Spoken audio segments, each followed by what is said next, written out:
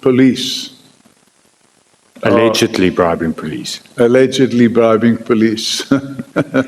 Anybody that's allegedly involved in that activity need to face the music, especially when it comes to my attention that the person in question is allegedly bankrolling conduct against others, including myself. So, you see, Mr. O'Sullivan, it's very difficult because a lot of these aspects are in court. The allegations against General Paghlani, we can't, as a committee, make a determination: is he guilty of corruption or not?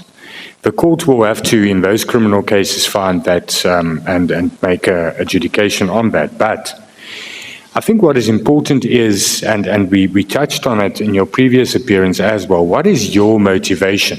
And I know that you say you are anti-corruption.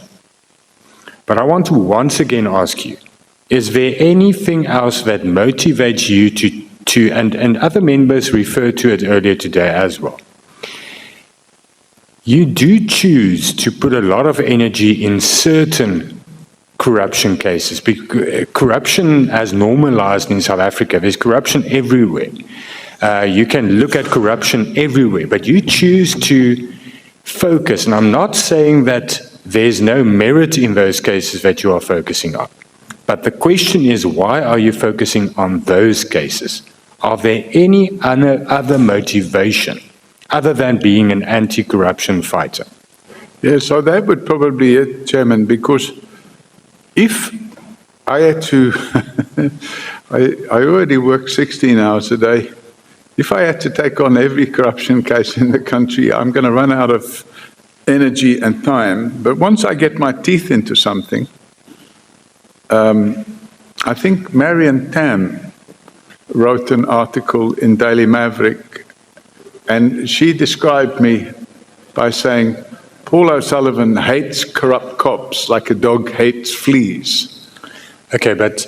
And when you become a victim of those corrupt cops, which I was, I then went out of my way to expose their conduct and the people that what I believe to be their accomplices. Okay. Well, everybody's entitled to their opinion, but that opinion is a dishonest opinion. Advocate Mashuga knows that I wasn't on any WhatsApp group, and I never formed part of any WhatsApp group. So for him to say that I was part of a WhatsApp group is a total lie. Secondly, the miracle that we saw in the criminal justice system, where somebody opens a docket the second week of January and the first week of February, arrest warrants are issued. It just didn't happen on any other case in this country, that an investigation can be completed and a docket registered and arrest warrants issued without even the alleged suspects having given their version of events. So the whole thing was a complete setup. And the setup included all the people of the Northwest team, who, by the way, I understand, had regular meetings with General Paghlani, and that included regular meetings with Michael Mashuga. And it's sad, but the reality is that there was absolutely no case to answer, and there's still no case to answer. This person is a businessman who owns franchises, lucrative franchises. But he remains a police officer. Like McDonald's or something like this. I'll mention the businesses later if I have to. This person remains in the police leadership. But you, as a lover of South Africa, never investigates that person, Farouz Khan. We can't even get the name here in Parliament to get that person to come here and answer for his question. It's apparently he's being covered up and protected. Even by us now, they say we are protecting him. We can't get him here. Why didn't you investigate Farouz Khan, but you went for Paghlani, whom you do not have a single evidence of what he has done? Your statement sitting there in front of you doesn't have an ounce of evidence about Mr. Paghlani. Why did you leave Farouz Khan out?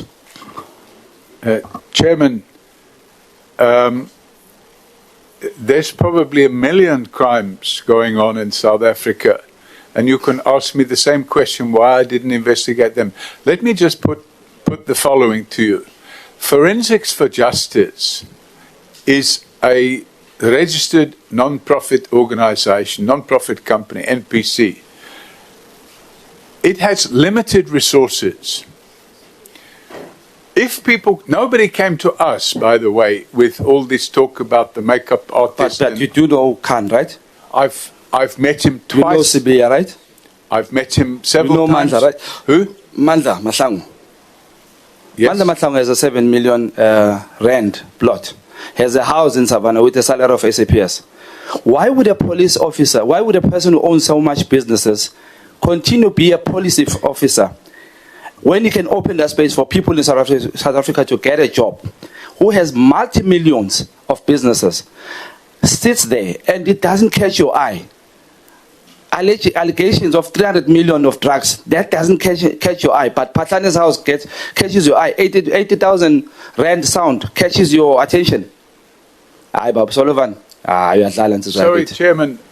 Is that a question? It or is a question. I'm just curious on how So do is you it a question how do or a you statement? pick who to attack? Pardon? How do you pick? How do you identify who to attack? Why would you leave Mandla? Why would you leave Farouz Khan out and just go strictly for this person, Upatlan, for 80,000 rand?